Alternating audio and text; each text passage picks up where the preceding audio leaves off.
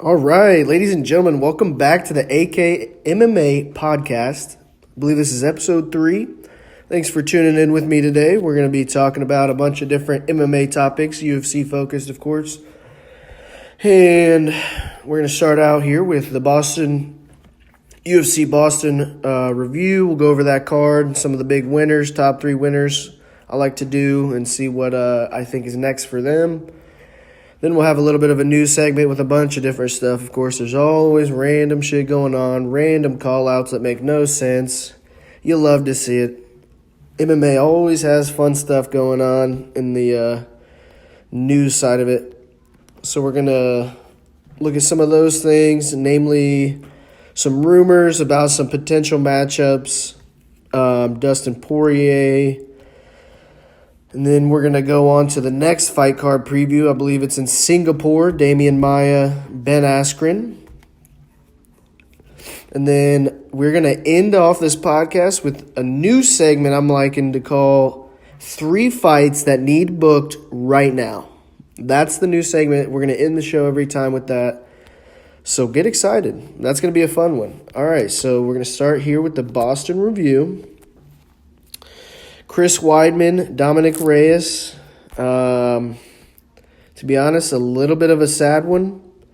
I am a little bit of a Chris Weidman fan, although I did like Silva back in the day. And him beating him, breaking his leg, that was pretty sad for me, I will say. But huge win for Reyes. I can't talk enough about how good that guy has looked, and although people think that Ozdemir beat him, I think it was close enough. You can't really complain.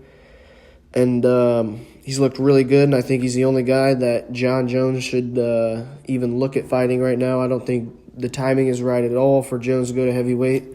I think Jones should automatically be getting a title shot whenever he wants to move up there, and I think it has to go DC, Stipe 3, and they have to make that pretty soon.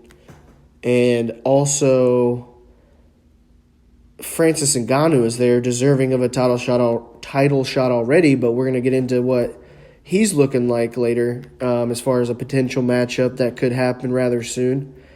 But anyways, back to this Boston card. Chris Weidman, Dominic Reyes was a really quick fight. Reyes just had the better of Weidman on the feet. Made quick work of him, around 2 minutes, so not a whole lot to talk about that fight. Not a whole lot happened other than Chris Weidman looking chinny as he has in the last few fights, and that's it's getting sad for him and some of these people that moved up like him, Luke Rockhold. It's not actually looking so hot for that division. Hopefully, Jones will win 1 or 2 more fights and get the hell out of that division. So maybe it'll be interesting at some point. Yair Rodriguez, Jeremy Stephens, such an anticipated fight, and it delivered, man. Holy smokes. I believe it was the second round. Yair rocked Jeremy Stephens with a body shot. Got him down and finished him 3 times, it seemed like, but the ref just kept letting it go, and Jeremy kept fighting. Kudos, he's tough as fuck. So Yair Stephens manages to get out of Yair's ground and pound, make it to the third round, and third round, Yair was getting beat up on. Stephens took him down. It was actually a really, really crazy fight, back and forth. I would give a couple of 10-8s, second and third round, goes back and forth from Yair in the second, Stephens in the third. It was way closer to being stopped when Yair was winning. So I don't think that Stephens really did enough, because I think that Yair definitely won the first round, although it wasn't quite as action-packed as the other two. But that fight was entertaining. It delivered, and they actually made up.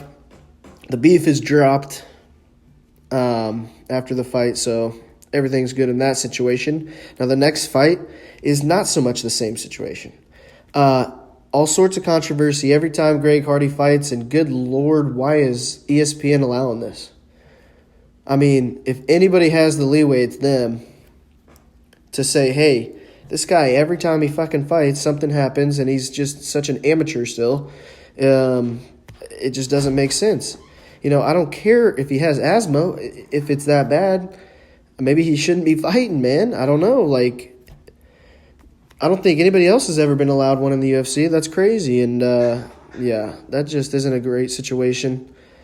Next fight is Joe Lozon, Jonathan Pierce. Lozon got a big win. He had Pierce in some crazy position in jiu-jitsu. I couldn't tell you what the hell it's called, but he had one of his arms trapped and was just beating the hell out of his face. And they definitely had to stop that one quick. It was pretty brutal. We're going to keep moving quick on this card. Macy Barber got a big, quick win over Jillian Robertson. Didn't even look like she was in her class. Macy Barber, I think, is already in that title talk for that division. That's definitely a fun, interesting division. And I think it's time to start moving through some of the contenders there. So hopefully they'll make that fight soon too, We got a lot of juicy stuff coming up potentially. We got a lot of contenders rising to the foam, as they say. All right. Deron Winn, Darren Stewart. Deron Winn's obviously a shorter guy, but he does have decent reach, and I didn't think he'd have as much trouble against Stewart as he did. But Stewart, I thought, had a really good game plan, executed, and ended up with the win. I'm not going to talk too much about it. It was a little bit of a snoozer. It wasn't the best fight, but, they definitely got into some action. It was just, it never felt like either guy was really comfortable with what they were doing, but the other guy really wasn't doing all that much either, you know what I'm saying? So it wasn't terrible, but not the best one. Manny Bermudez, Charles Rosa, Molly McCann got a big win.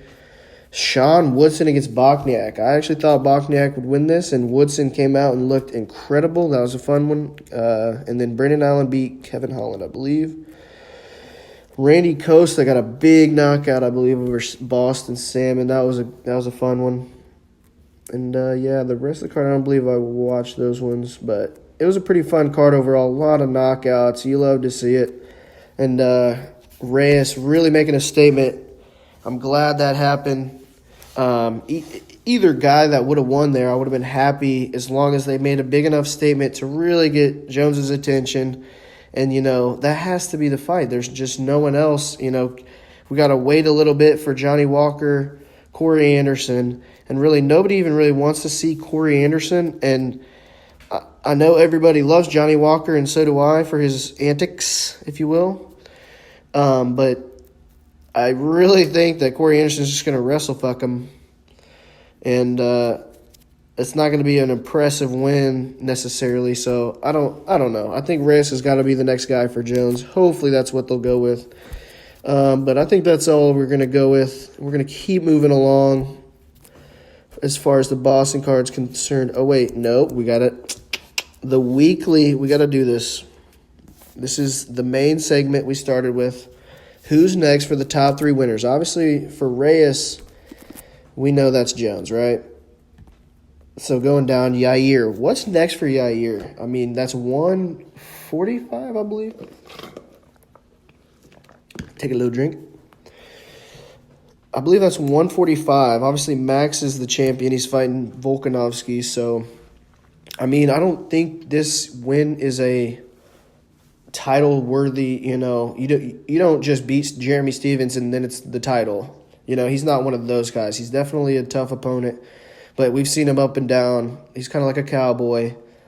It's kind of like where you have to now beat one of those title contenders to get to the title. There's a couple of guys underneath Volkanovski that I would still rather see than Yair in the next fight, so I'm not necessarily sure what's next for him, but he's definitely got to get one of those title contenders, and then maybe we'll talk about it. What's next for Greg Hardy? Hopefully a fight that we don't have to talk about some bullshit. That's all I'm going to put on that one. Okay, let's go to the new segment.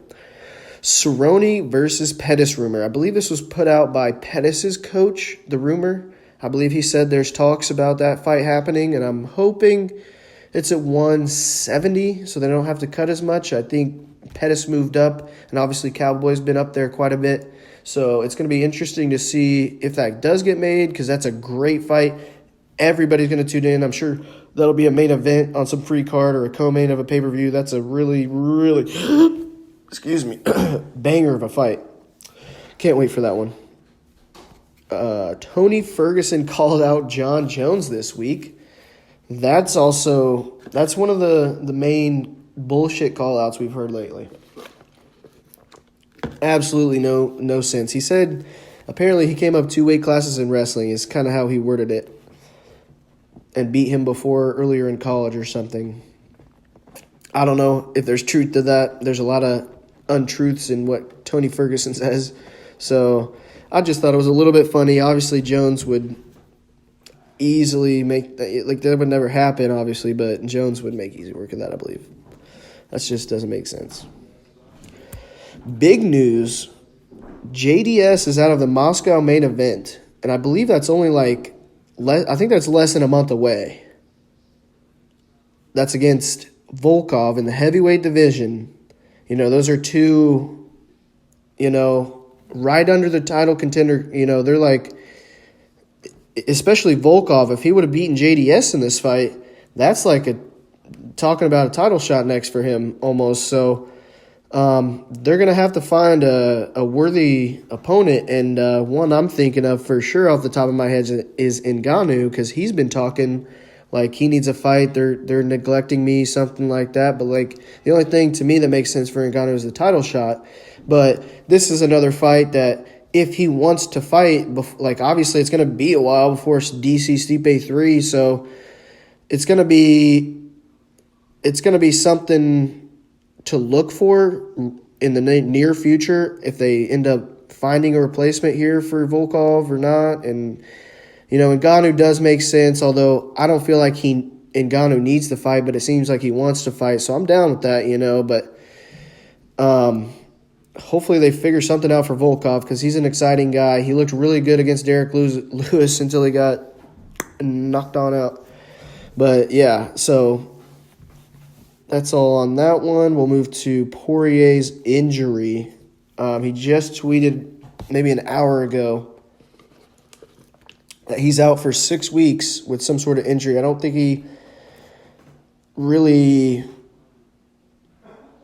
specified what exactly the injury was, but he said 6 weeks, he can't train or do anything, so that's definitely going to set him back with any potential things. And I know he's been really active on Twitter. I follow him.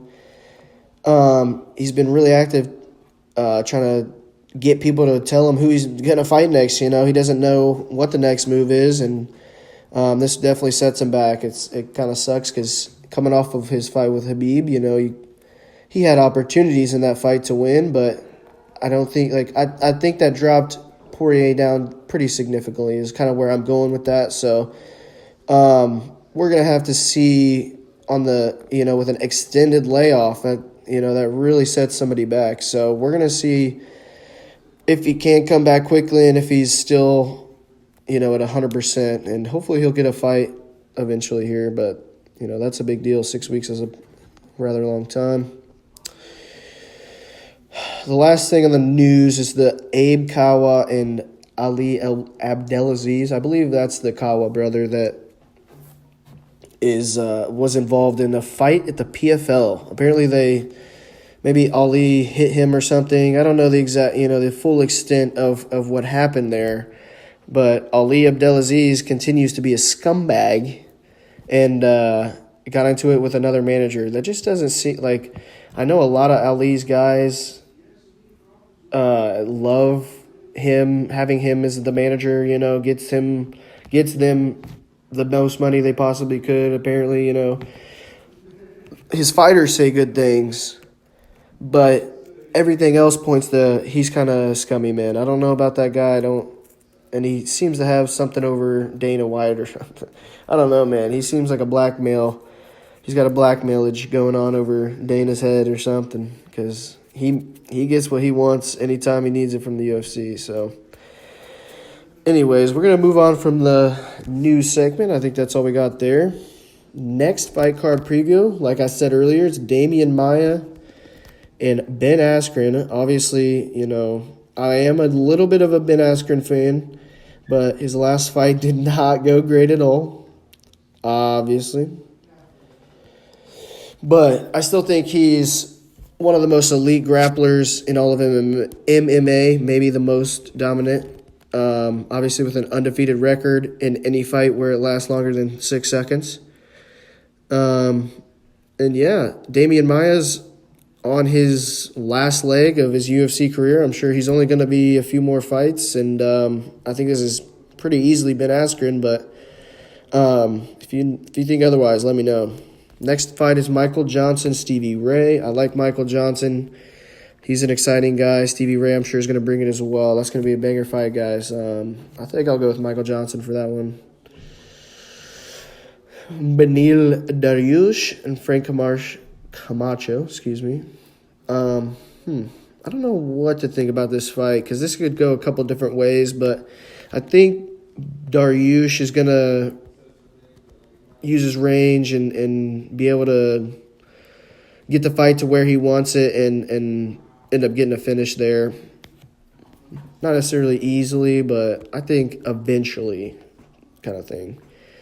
Next one is Cyril Gane, Don'Tale Mayes, a couple heavyweights. Mayes, I think, gasses really way too easily, and Gane is just a freaking scary guy to me. I think he's going to get it pretty easily, knockout, first round.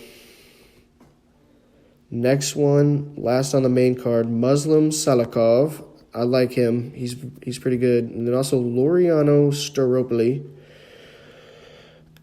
I don't know that guy at all, and I think Muslim Salikov is pretty good, so we'll go with him. See if there's any prelims we're really looking for here. Ashley Yoder Marcos. That's not a bad fight as far as the women are concerned. Looks like they stacked it with some a lot of Russian-looking names on this, dude. I don't know. It's in Singapore.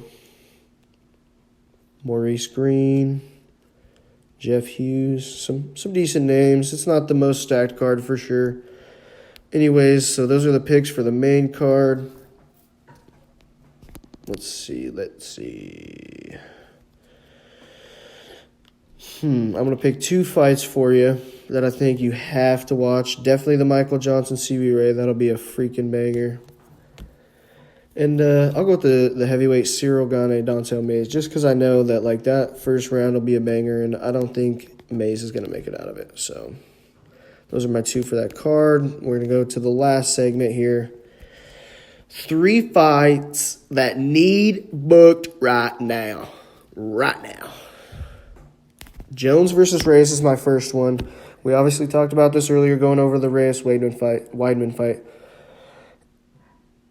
It's the only fight that makes sense for Jones, and Jones has been out for a while, and he's like itching for a fight, it seems like. He's talking too much about Israel Adesanya. I think we need to get him a new fight so he can talk shit about somebody else for once, because that guy's not going to move up 20 pounds. But yeah, so there's really nobody else other than, like I said, the Corey Anderson-Johnny Walker fight, but that's still a little bit away. And, who knows, even if the winner comes out of that, he might be injured. So it's like you can't bank on that.